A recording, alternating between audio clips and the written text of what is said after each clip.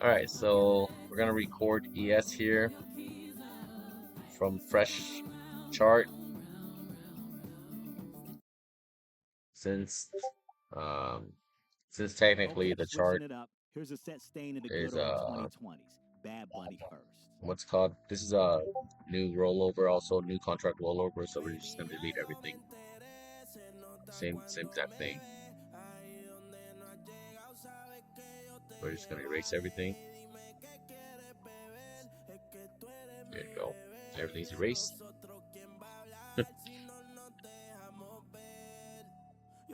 Let's see. We start off with daily. So this is kind of same. We're gonna do the exact same thing, what we just did, but with the ES. But I think I'm just gonna go with a little faster pace since earlier I kind of explained everything already, and we didn't get to record that. So you can see here from the daily chart, there's a bunch of newly weak levels here. You can just even find that. Where is it? Right there. There you go. All right, so from here to here, we can just draw a pivot of it on a daily on the daily chart, right? Sorry, it's the magnet. You gotta turn on the magnet so it snaps to the levels easier. So that's your chart. That's your div right there on the daily time frame. It's high time frame right here. So this is how far price can actually come back to right here, right, and still continue downward. If you guys are looking for a downside, price can either do this or it can do this and then continue downwards from there, right? So if you guys were on the live during the New York session today when we took those longs, right? Price actually for example, right, we hit the highs here, we took it and it actually rejected down, but later on the day it came back even higher and eventually hit the higher targets. But that was a perfect example to one of the members that was saying, there's levels above on bookmap, right? Yes, it's true, but what I was explaining to him in that time was that yes, there are levels, but price doesn't always just keep going up like that, right? So what we did was we basically caught the move up and it actually rejected all the way down lower and then eventually came up. All right, so like I said, strategies, most of the strategies work. You just have to align it with your edge, and that's the whole problem where a lot of people they chart and they have good levels. They just, those levels just aren't ready to get hit within the day or within your time frame, or within your session that you're trading. Right? It ends up hitting tomorrow or later on in the day, or in the afternoon or PM session. So always align that with what with how long you're trading, your time frame you're trading, and all that. Those are the things that all matters. So right there we got the fib on daily. So so we're just gonna chart here. First level.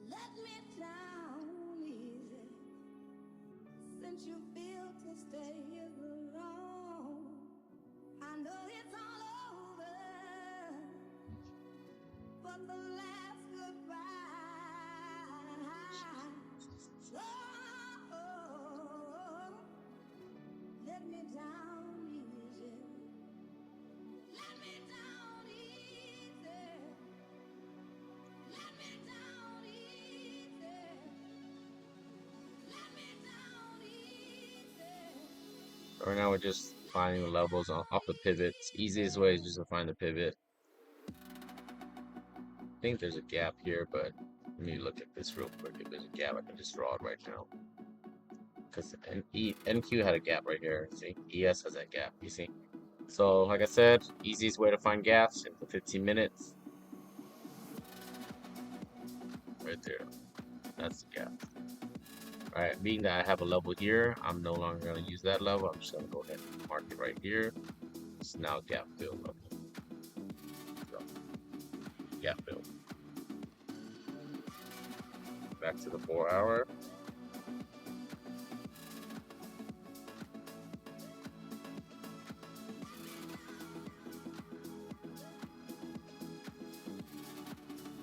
Down to the 2 hours. So you see, I'm just looking for levels as we go up, right? So um, right here, I have a level here.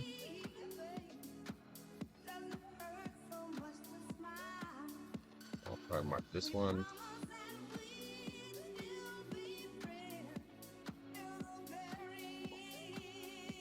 Right here, I have a level here. I have a level here. I'll mark this one. Right.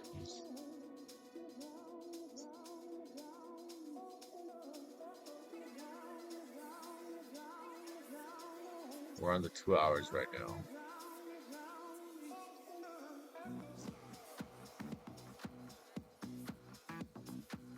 Going down to the 1 hour.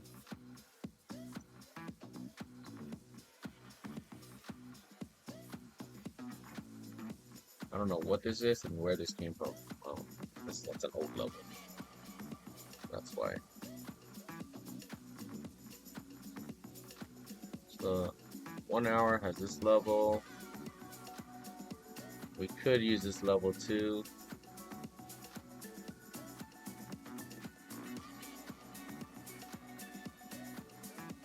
So you see, I'm not really focused on going all the way up here because I have levels already all the way in this area right now. This is a very big area already to trade.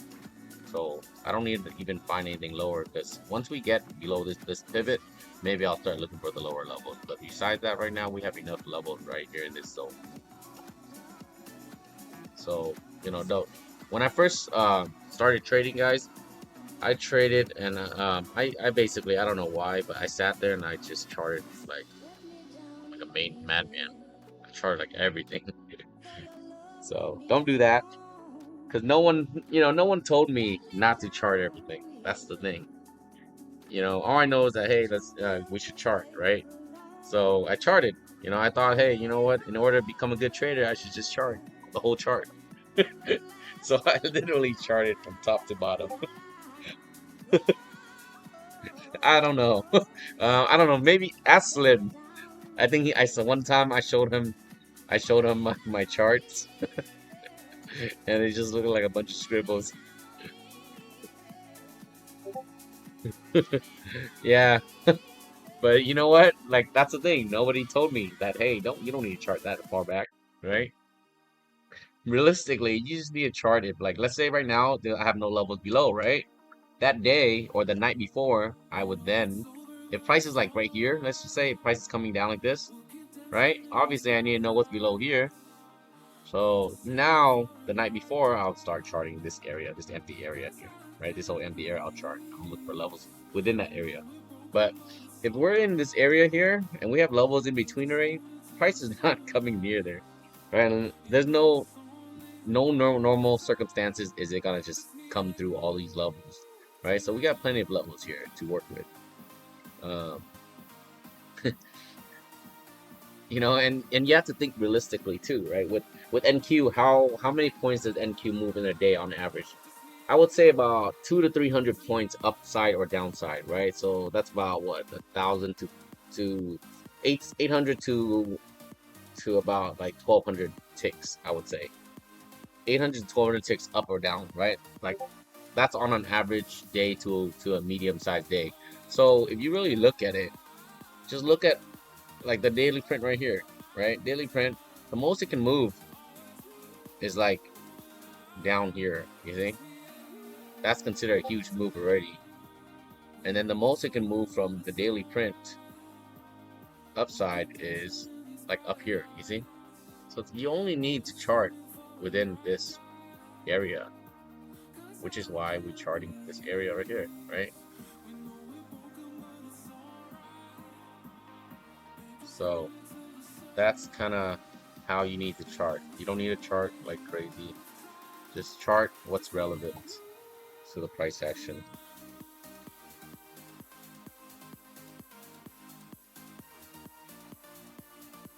What time is it? Oh, market opens in about 8 minutes.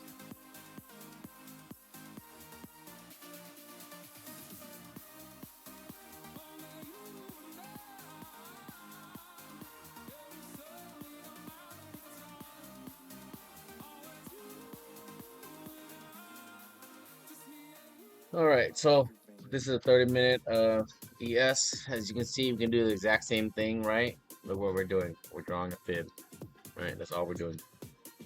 Right, same exact thing, drawing a fib. And then this action here, we can draw a fib from here. Where is it? For the downside, right? Main area where it can move is now down here. Okay. Matches up with our area right there. Matches up with our price. And then the next obvious pivot, I can already see it, is going to be on the 50-minute chart there.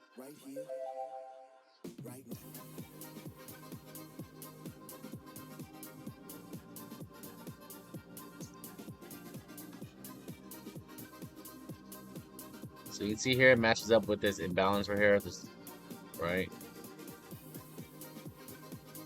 That's your 50% retracement. So price needs to hit here and then reject down if you want to look downside. Otherwise, I personally like the longs, right? And then more longs. Moving up to this level low. Right? But you can see here, right? We don't have much levels in between this level, right? So now what you can do is you can actually go find levels in between, right? One of the levels right here is obviously that high point. Where did this come from? This is from New York PM highs, right? So that's one level. And then we go over here, look at the previous data, and we look for levels. I like this level. I like this level right here. And then we got our gap fill here. So that's the levels I would use right there for the upside. You see, now we have two more levels in between this big area, right? And then, so that's now your TP points, TP, TP, TP. And this is probably your major TP right here, the gap fill. All right, but there you go. That's a fresh chart right there, charted for you.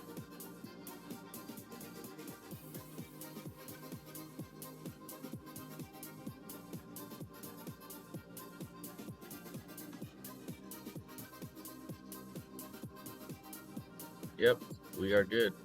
Yep, all charts are good. Now we move all this into a group. Create a group. Charting. Lock it up. There we go. Nice and clean. Right? So that's how you chart from an empty chart. You do the same thing through all throughout all the tickers. It doesn't change. Chart the same exact way on every single ticker. Just the reactions is what is the difference between different tickers. Between NQ, ES, chart the same exact way. You just watch it react differently. That's it. Like CL reacts differently. Crude oil reacts differently to how it gets to levels. NQ has a little bit more wicks, more manipulation. ES is a little bit cleaner, but usually it's I don't know. I'm just used to NQ. You can see here too. There's a little inversion right here. Right, look, if you were to draw a lower time frame fib, look where it hit.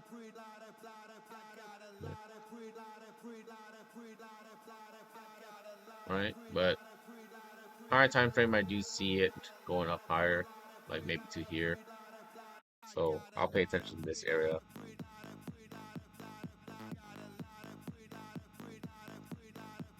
All right, we do have a couple minutes left. I'm just gonna chart real quick here on Dixie. Just gonna erase everything again. Actually, Dixie, I think it's still okay. Yeah, I think Dixie's still okay. I don't think Dixie changed. The wrong contract rollovers didn't hit Dixie. Yeah, still good here in Dixie. Show you guys real quick here how I just update the levels. You can see here, right? Look how pinpoint. Look how it was before, right? You can see here. This is what I mean by you got to switch up your fibs to the most current fib. It was respected here, right? But look at it now. It's respected here. Okay? All I did was just move it, move the pivot points. There is a little gap fill right here. You can see right off the bat.